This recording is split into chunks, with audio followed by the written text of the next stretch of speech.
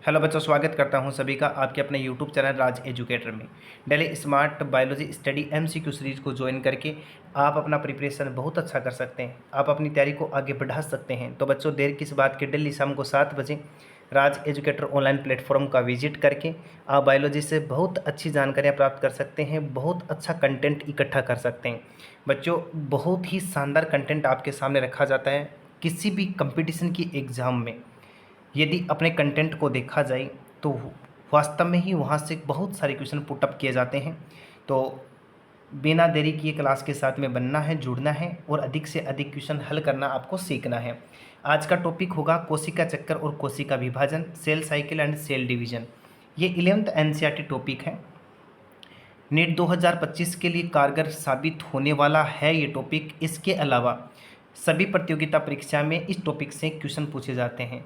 लो category की exam हो या हाई कैटेगरी की एग्ज़ाम हो, छोटी एग्ज़ाम में भी और बड़ी एग्ज़ाम में भी ये कोशिका चक्कर और कोशिका विभाजन वाला जो टॉपिक है अपना, इस चैप्टर से कई क्वेश्चन पुटअप किए जाते हैं। इसलिए बच्चों, बड़े ही गौर से ध्यान से समझते हुए आगे बढ़ना है, अच्छी तरीके से जानना परखना और समझना है।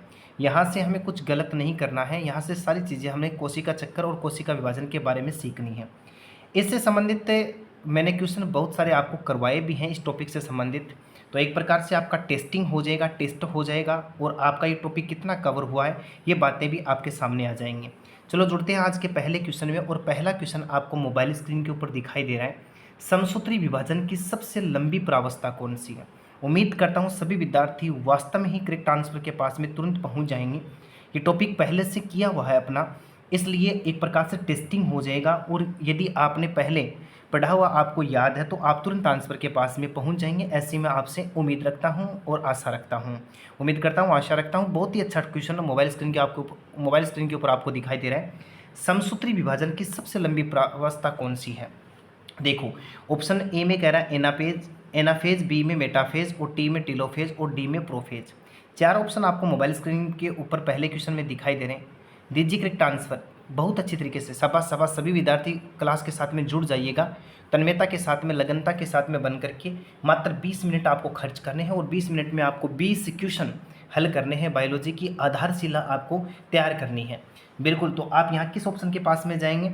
बिल्कुल जी हाँ, आप यहाँ पर जाएंगे डी ऑप्शन के पास में। यानी प्रोफेज जो होता है वो समसूत्री विभाजन की सबसे लंबी प्रावस्था होता है। बिल्कुल नोट्स में डाल लीजिएगा, अलग से क्वेश्चन लिख लीजिएगा। बता रहा हूँ कि कंटेंट ये बार बार बताने की आवश्यकता है नहीं कि कंटेंट किस प्रकार का है।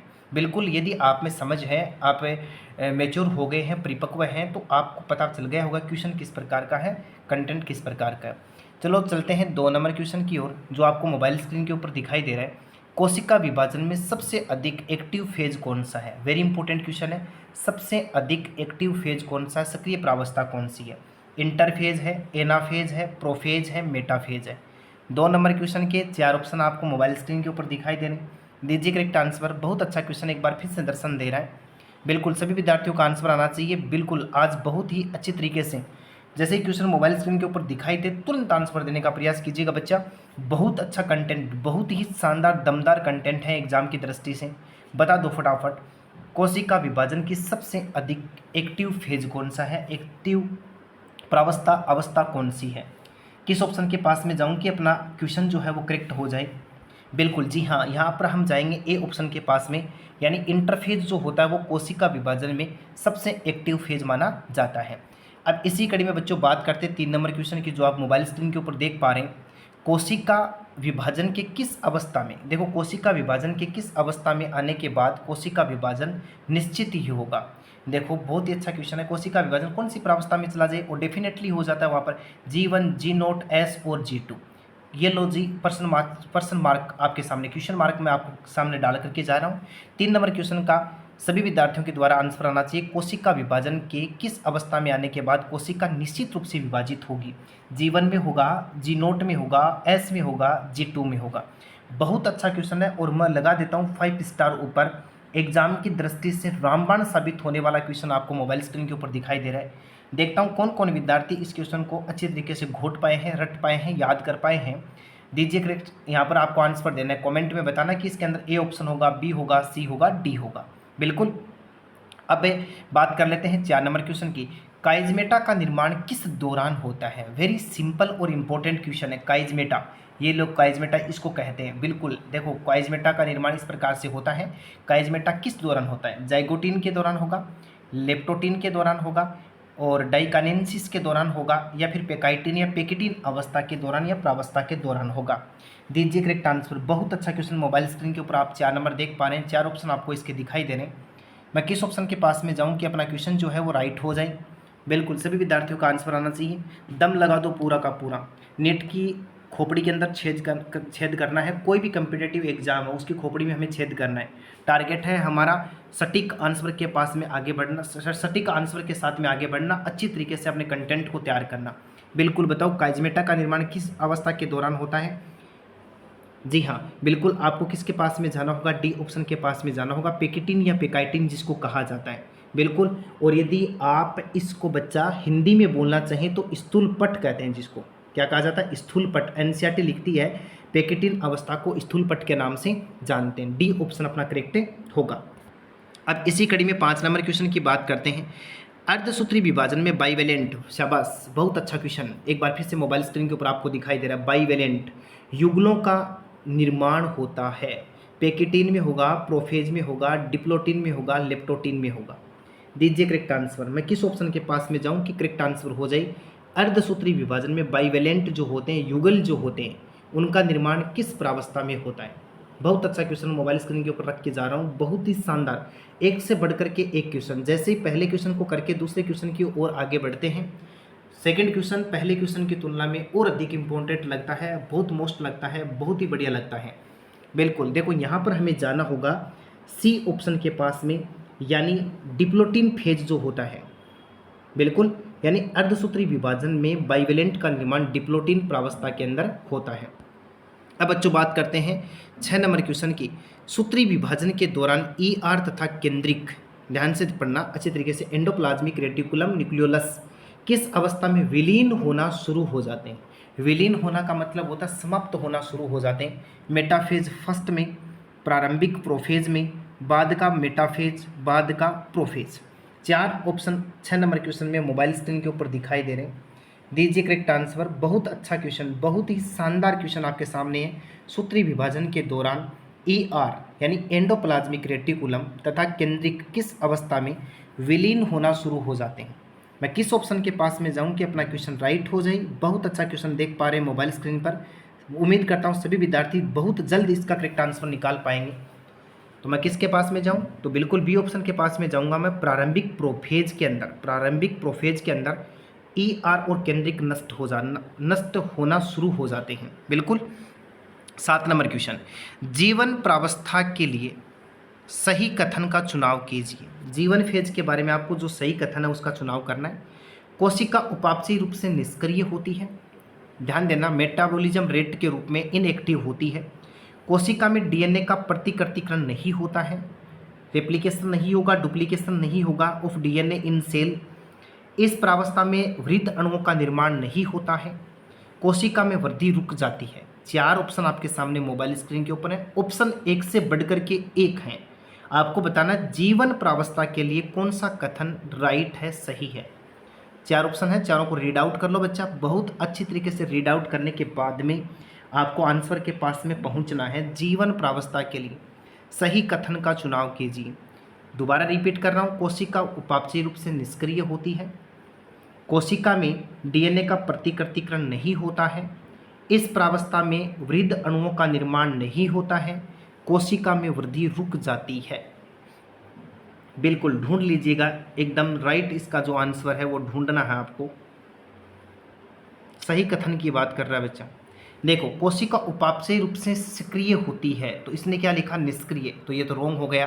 कोशिका में डीएनए का प्रतिकृतिकरण नहीं होता है, बिल्कुल यहाँ देखो ये जो ऑप्शन है बी नंबर, जीवन फेज के अंदर रेप्लिकेशन नहीं होता है। इस प्रावस्था में वृद्ध अणुओं का निर्माण होता है, इसने दे रखा नहीं होता, तो ये भी नहीं होगा। कोशिका में वृद्धि स्टार्ट हो जाती है, इसने लिख रखा रुक जाती है, तो यहाँ पर अपना बी ऑप्शन करेक्ट हो जाएगा। 7 नंबर क्वेश्चन का बी ऑप्शन राइट होगा बच्चा। जीवन के लिए कौन सा स्टेटमेंट सही है? तो कोशिका में डीएनए का प्रतिकृतिकरण नहीं होता, बिल्कुल राइट बात है। डीएनए का प्रतिकृतिकरण जो है वो रेप्लिकेशन जो है, डुप्लीकेशन जो है ऑफ डीएनए, वो जीवन फेज के अंदर नहीं होता है। बिल्कुल। अब देखो बच्चों, बात करते हैं 8 नंबर क्वेश्चन की, जो आपको मोबाइल स्क्रीन के ऊपर दिखाई दे रहा है। निम्न में से किसमें गुणसूत्रों की संख्या आधी रह जाती है? मैं उम्मीद करता हूं क्वेश्चन को रीड आउट करने के साथ में ये आंसर निकल करके आएगा। बहुत सिंपल क्वेश्चन है, बहुत ही हल्का सा क्वेश्चन आपके सामने रखा गया है कि किसमें गुणसूत्र की संख्या आधी रह जाती है। देखो, समसूत्री विभाजन में, असूत्री विभाजन में, अर्धसूत्री विभाजन सेकंड में और अर्धसूत्री विभाजन फर्स्ट में।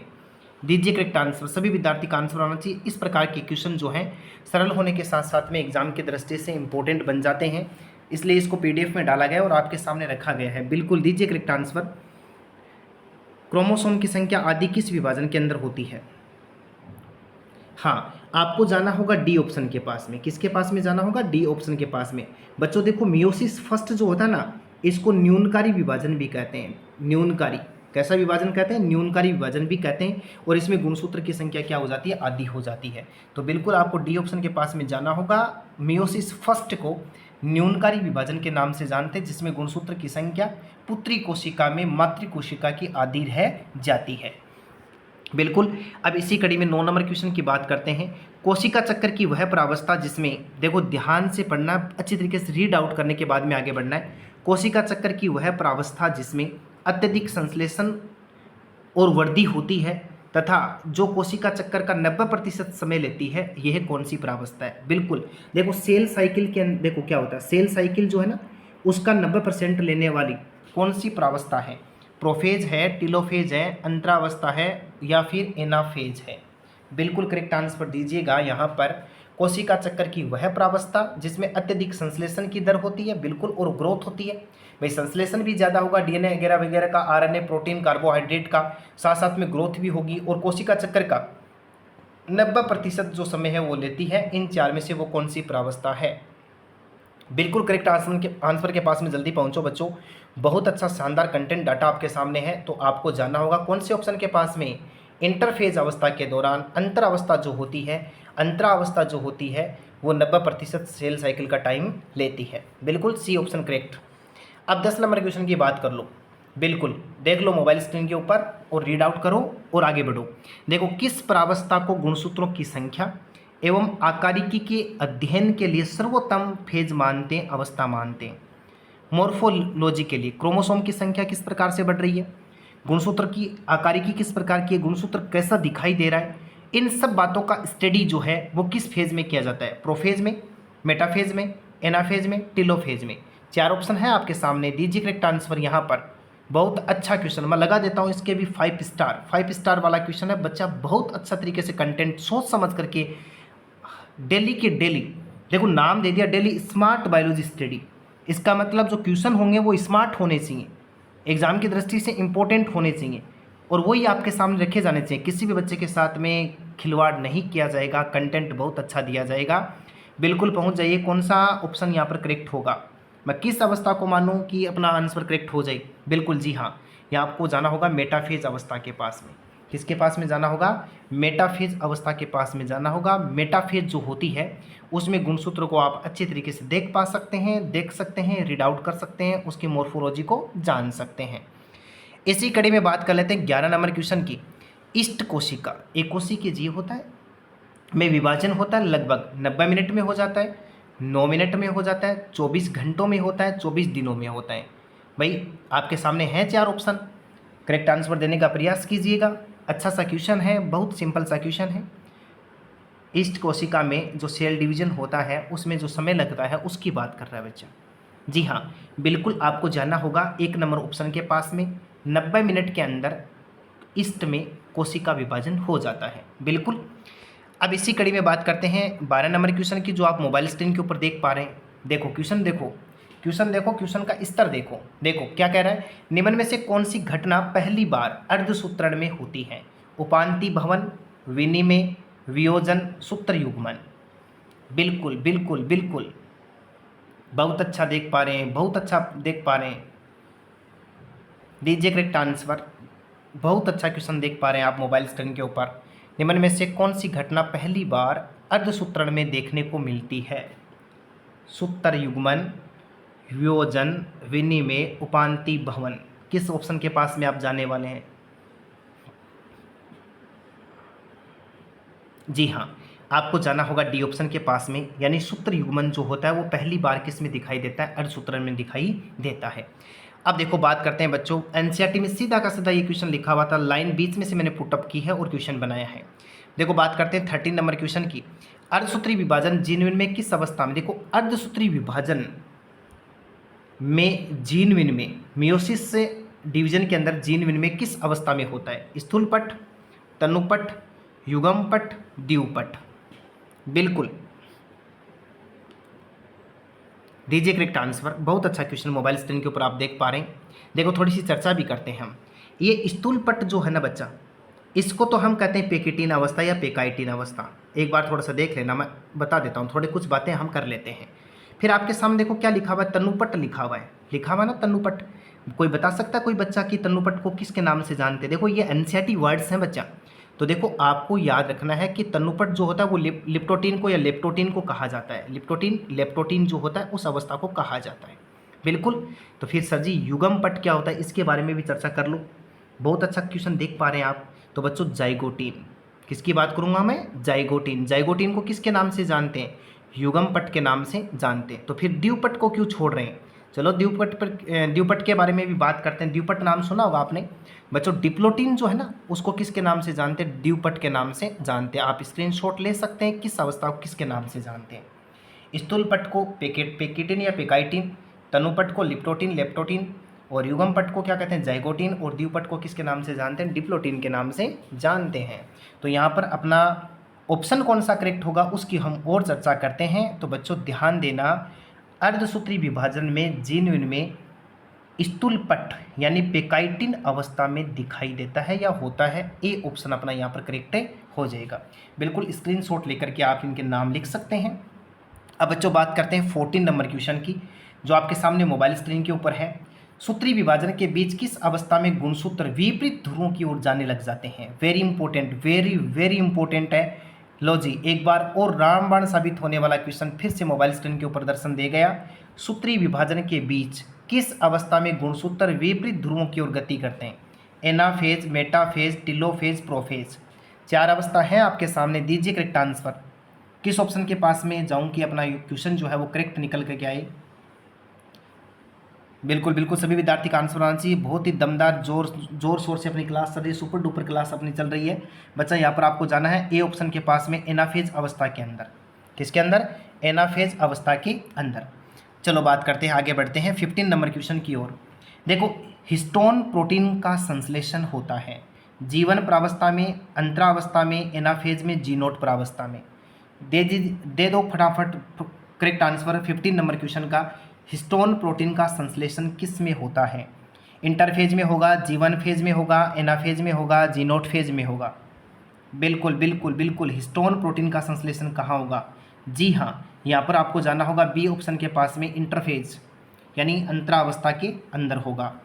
अब 16 नंबर क्वेश्चन की बात करते हैं और सभी विद्यार्थी आंसर देंगे। बहुत अच्छा क्वेश्चन, एक बार फिर से 5 स्टार वाला क्वेश्चन दर्शन दे रहा है बच्चों। ध्यान से पढ़ो, रीड आउट करो और ऑप्शन को पढ़ो और आंसर दो। क्या कहना चाहता है? निम्न में से किस प्रावस्थाओं में गुणसूत्र पतले व धागेनुमा दिखाई देते हैं? आप देखो पुराने पेपर इस टॉपिक से क्वेश्चन यदि पुट किए गए तो उनमें देखो ये क्वेश्चन कितनी बार पूछा गया है। लेप्टोटीन होगा, जाइगोटीन होगा, पेकाइटिन होगा, डिप्लोटीन होगा। बिल्कुल किस प्रावस्था में गुणसूत्र पतले होंगे और धागेनुमा दिखाई देते हैं? Leptotene, zygotene, pachytene, pachytene, diplotene. 4 option है 16 नंबर क्वेश्चन में मोबाइल स्क्रीन के ऊपर। दीजिए करेक्ट आंसर। यहाँ आप किस ऑप्शन के पास में जाने वाले हैं? बिल्कुल देखो यहाँ आपको जाना होगा 1 नंबर ऑप्शन के पास में, ए ऑप्शन के पास में। लेप्टोटीन प्रावस्था के अंदर गुणसूत्र पतले व धागेनुमा दिखाई देते हैं, थिक लाइक स्ट्रक्चर दिखाई देती है। बिल्कुल। अब 17 नंबर क्वेश्चन की बात करते हैं। अर्धसूत्री विभाजन, सबसे पहले देखो अर्धसूत्री विभाजन शब्द किसके द्वारा दिया गया? वर्ड्स की बात कर रहा है। मियोसिस डिवीजन वर्ड्स किसने दिया था? जोहनसन ने, नोलवर्स्का ने, फ्लेमिंग ने, फॉर्मर व मूरे ने। उम्मीद करता हूं जिन विद्यार्थियों ने राज एजुकेटर ऑनलाइन प्लेटफॉर्म के द्वारा इन क्वेश्चन की पहले क्लास लिए तो तुरंत आंसर के पास में पहुंच जाएंगे। क्वेश्चन रिपीट हुआ बच्चा। बिल्कुल बड़ा ही सिंपल सा क्वेश्चन है। यानी फॉर्मर व मूरे नामक वैज्ञानिक ने अर्धसूत्री विभाजन शब्द का प्रयोग किया था। 18 नंबर क्वेश्चन की ओर बढ़ते हैं। 18 नंबर क्वेश्चन देख पा रहे हैं आप मोबाइल स्क्रीन के ऊपर। निम्न में से किस प्रावस्था में किस प्रारूपिक प्रारूपिक अवस्था में प्रावस्था में लैंप ब्रूस गुणसूत्र दिखाई देते हैं। वेरी इंपॉर्टेंट, एक बार फिर से धमाकेदार क्वेश्चन आपके सामने मोबाइल स्क्रीन के ऊपर दिखाई दे रहा है। लैंप ब्रूस गुणसूत्र जो होता है वो कब दिखाई देता है? समसूत्री एनाफेज, समसूत्री प्रोफेज, समसूत्री मेटाफेज, अर्धसूत्री प्रोफेज। 18 नंबर क्वेश्चन के 4 ऑप्शन हैं आपके सामने मोबाइल स्क्रीन के ऊपर दिखाई दे रहे हैं आपको। दीजिए करेक्ट आंसर, किस ऑप्शन के पास में जाएंगे आप? उम्मीद करता हूँ सभी विद्यार्थी तुरंत प्रभाव से इसका आंसर निकाल पाएंगे। बिल्कुल बिल्कुल, आओ बच्चों बायोलॉजी पढ़ लो, रट लो, घोट लो, बहुत ही शानदार कंटेंट आपके सामने रखा जा रहा है। बिल्कुल, यहाँ देखो आप जाओगे डी ऑप्शन के पास में, अर्धसूत्री प्रोफेज अवस्था होती है ना बच्चा, उसमें लैंप ब्रूस गुणसूत्र दिखाई देता है। तो 18 नंबर क्वेश्चन का डी ऑप्शन अपना करेक्ट हो जाएगा। अब बात कर लेते हैं 19 नंबर क्वेश्चन की। वे कोशिकाएं जिनमें विभाजन नहीं होता सामान्यतः किस अवस्था में पाई जाती हैं? बिल्कुल सभी विद्यार्थी आंसर देंगे, बिल्कुल देंगे सभी विद्यार्थी, और मैं उम्मीद करता हूं क्वेश्चन को रीड आउट करते ही आंसर आ जाएगा। G1 होगा, G0 होगा, G2 होगा, एस प्रावस्था होगा। वे कोशिकाएं जिनमें विभाजन नहीं होता वो सामान्य किस अवस्था में पाई जाती हैं? बिल्कुल आंसर दीजिएगा, बहुत ही शानदार क्वेश्चन आप मोबाइल स्क्रीन के ऊपर देख पा रहे हैं। 19 नंबर क्वेश्चन में क्या सटीक होने वाला है? जी हाँ, यहाँ पर आप जाएंगे G0 के पास में, यानी बी ऑप्शन अपना करेक्ट हो जाएगा। अब इसी कड़ी में बच्चों बात कर लेते हैं 20 नंबर क्वेश्चन की। एक और धमाकेदार सरल सा मसालेदार क्वेश्चन 20 नंबर क्वेश्चन आप मोबाइल स्क्रीन के ऊपर देख पा रहे हैं। तर्कु तंतु जंतु कोशिका में बनते हैं सेंट्रियोल से, केंद्रिका में गोल्जी बॉडी, राइबोसोम। 4 ऑप्शन है आपके सामने। तर्कु तंतु, ये तर्क लिखा हुआ ना, तर्कु तंतु रीड करना बच्चा इसको। तर्कु तंतु जंतु कोशिका में बनते हैं, सेंट्रियोल से बनते हैं, केंद्रिका से बनते हैं, गोल्जी बॉडी से बनते हैं, राइबोसोम से बनते हैं। बिल्कुल बिल्कुल बिल्कुल सभी विद्यार्थी आंसर दो, बहुत ही शानदार क्वेश्चन है। जी हाँ, यहाँ पर आपको जाना होगा ए ऑप्शन के पास में, करेक्ट आंसर अपना हो जाएगा सेंट्रियोल। बिल्कुल है, सेंट्रियोल किसको कहते हैं? तारक केंद्र को कहते हैं, तारक केंद्र को कहते हैं ना। तो तर्कु तंतु जो होता है वो जंतु कोशिका में सेंट्रियोल से बनते। इस प्रकार आज की इस बेहतरीन ऑनलाइन क्लास में अपना टॉपिक था कोशिका चक्र, कोशिका विभाजन। इस टॉपिक से आपको टॉप 20 MCQs देखने को मिले, एक से बढ़कर के एक क्वेश्चन आपके सामने मोबाइल स्क्रीन के ऊपर रखे गए। आपको कमेंट में ज़रूर बताना है कि आप कितने क्वेश्चन हल कर पाए। लगातार यदि चैनल के साथ में बने रहेंगे तो मैं बार बार बोल रहा हूँ, बार बार आपको विश्वास दिलवाने का प्रयास कर रहा हूँ, तैयारी आपकी बहुत बेहतरीन हो जाएगी। एक समय ऐसा आएगा क्वेश्चन देखने के साथ में तुरंत आप आंसर के पास में पहुँच जाएंगे। बहुत सारा अपने पास में कंटेंट है, बहुत सारा अपने पास में डाटा है जो एग्ज़ाम की दृष्टि से महत्वपूर्ण है, इंपॉर्टेंट है, वो सब का सब आपके सामने रख दिया जाएगा। पूरी की पूरी बायोलॉजी का जो निचोड़ है, जो सार है, वो संग्रह है, वो सारा का सारा आपको मिलने वाला है। तो बिल्कुल अपनी क्लास को अधिक से अधिक शेयर करना न भूलें। चैनल को सब्सक्राइब जरूर कर लो, बेल आइकन को दबा लो, आने वाली क्लास का नोटिफिकेशन सबसे पहले आपको मिले। और अपने इर्द गिर्द जितने भी आपके पास में ग्रुप हैं अपनी क्लास को अधिक से अधिक शेयर करना ना भूलें। सभी प्रकार के विद्यार्थियों को लाभ होना चाहिए। मैं कहता हूं कि उच्च स्तर की प्रतियोगिता परीक्षा में भाग लेने वाले विद्यार्थियों तक एक बार क्लास शेयर जरूर करना। बिल्कुल यदि वो अपने डाटा के पास में पहुंचेंगे, कंटेंट के पास में पहुंचेंगे तो निश्चित रूप से वो 100% लाभान्वित होंगे। बिल्कुल, तो इसी प्रकार की बेहतरीन ऑनलाइन क्लास में फिर मिलेंगे, तब तक के लिए धन्यवाद।